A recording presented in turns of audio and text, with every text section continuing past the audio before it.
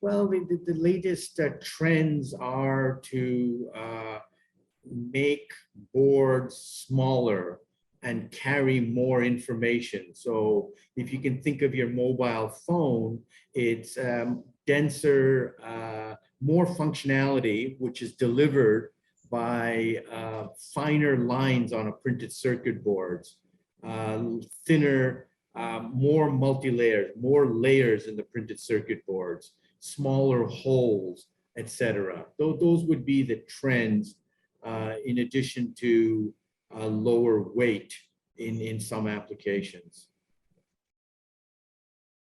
The manufacturing techniques are mechanical and chemical primarily. So we drill holes, we etch copper, we plate copper, we transfer images. You know, the problems are, as you know, one of the problems is the interface between designers and the PCB manufacturer.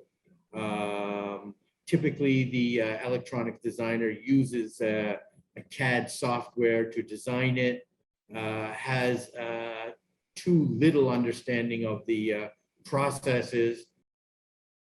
I think a more sophisticated CAM software, better protocols for transferring data from the CAD system, you know, IPC.